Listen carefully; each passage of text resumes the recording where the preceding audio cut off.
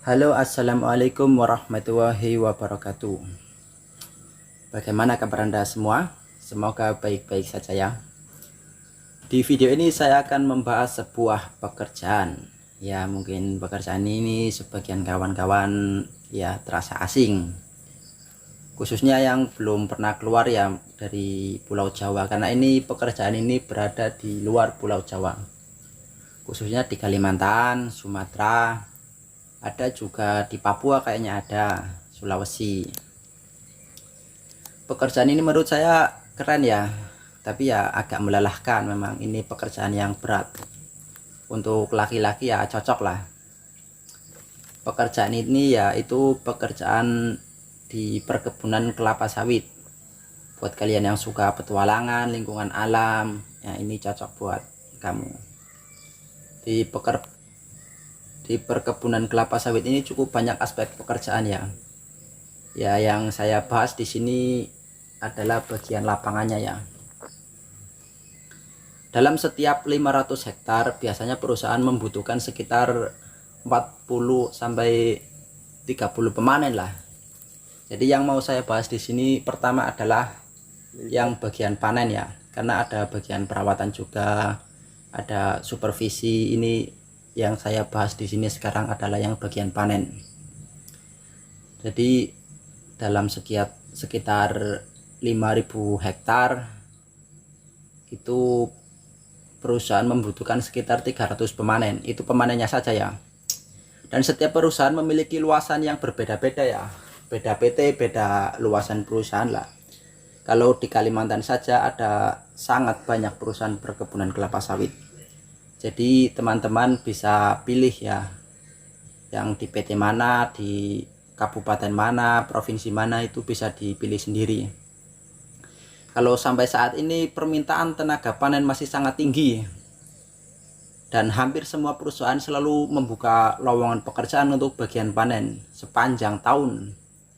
Itu pun masih belum terpenuhi karena memang panen ini rotasi ya, main rotasi. Jadi kalau rotasinya telat, maka buah sawit yang dihasilkan dari kebun itu busuk. Makanya kalau tenaga panen ini sangat dibutuhkan. Mungkin karena kurangnya sosialisasi dari perusahaan dan juga wawasan calon tenaga kerja itu sendiri yang belum mampu menjangkau informasi ini ya. Jadi di sini saya mau menginformasikan sama teman-teman yang di sana barangkali minat pekerjaan ini. Maka dari itu di sini saya berbagi info ya, dan membuka wawasan kita bersama betapa luasnya lapangan pekerjaan di Indonesia ini, khususnya di perkebunan kelapa sawit ya, karena memang di sini saya akan membahas tentang perkebunan kelapa sawit ya. Jadi pekerjaan panen ini memang cukup melelahkan ya, dan mungkin akan terasa sangat berat untuk pemula karena memang pekerjaannya berat.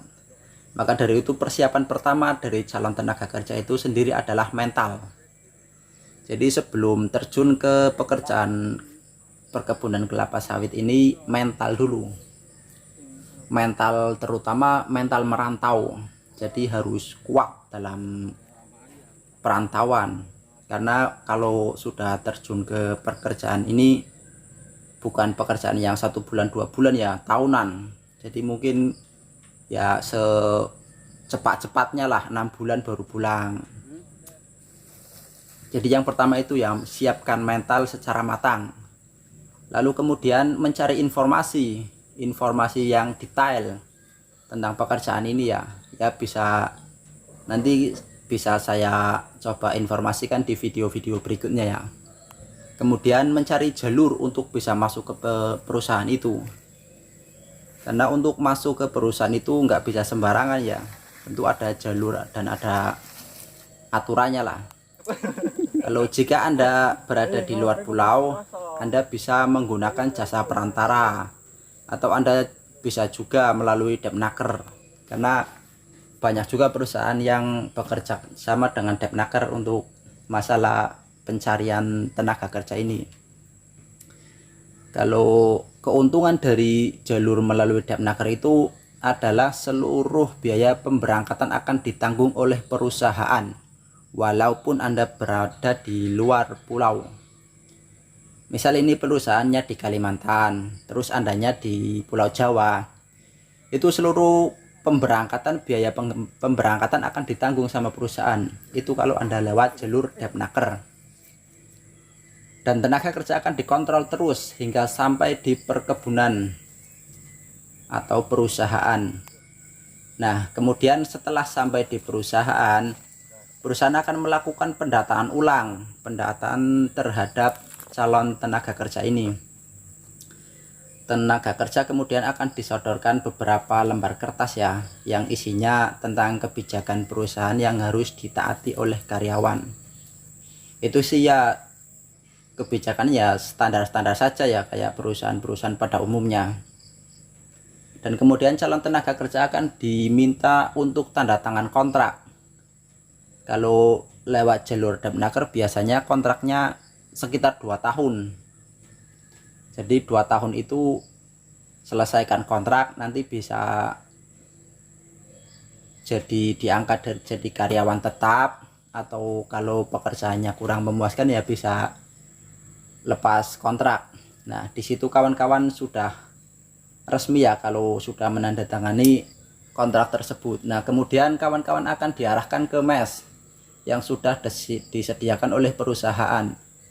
Jadi enaknya kalau kerja di perkebunan kelapa sawit ini, setiap karyawan itu dapat mes. Jadi semua itu tidak perlu repot-repot nyari kontrakan, nyari kos-kosan, karena semua sudah disediakan sama perusahaan. Nah, inilah kelebihan dari kerja di perkebunan kelapa sawit. Hampir seluruh kebutuhan Anda akan ditanggung perusahaan. Mulai dari rumah, alat masak, air, dan listrik. Semuanya disediakan perusahaan. Ya, sebagian ada yang berbayar, sebagian ada yang gratis. Kalau untuk mes, listrik, itu air itu biasanya gratis, selalu gratis. Nah, termasuk juga nanti ada alat kerja dan AJK alias antar jemput karyawan ya. Khusus pada alat kerja ini beberapa perusahaan ada yang memberlakukan separuh harga dengan karyawan. Jadi karyawan akan membayar alat kerja itu tapi hanya separuh saja. Ya istilahnya 50-50 gitulah. Kalau urusan pembayaran tersebut sendiri biasanya pembayaran akan dilakukan bertahap. Bisa diangsur 3 bulan atau 3 kali gaji atau sampai 5 kali gaji. Sesuai kesepakatan tentunya. Karena nantinya akan juga dilihat berapa gaji teman-teman ya. Dan setelah pembayaran selesai, alat kerja itu akan menjadi hak milik penuh. Jadi kalau sudah selesai pembayaran itu, alat kerja itu sudah menjadi hak milik penuhnya karyawan. Kemudian karyawan akan mendapat juga APD alias alat pelindung diri. Kalau APD ini gratis ya dan sudah diatur dalam standar ISPO. Nah, kemudian soal makanan atau sembako, jika perusahaan tersebut memiliki koperasi, maka akan diambilkan dari koperasi perusahaan. Dan itu akan dihitung bon atau hutang. Untuk pembayaran, karyawan akan membayar pada saat tanggal gajian yang akan datang. Nah, untuk karyawan baru, jika gaji belum mencukupi membayar bon, maka bisa ditangguhkan bulan depan dan di situ akan terjadi negosiasi antara karyawan dengan pihak koperasi. Ya mungkin baru kerja 5 hari atau 7 hari kemudian tiba tanggal gajian, tentu gajinya belum mencukupi ya, mungkin itu akan bisa ditangguhkan. Lalu jika tidak ada koperasi, maka karyawan bisa ambil bon di toko terdekat ya.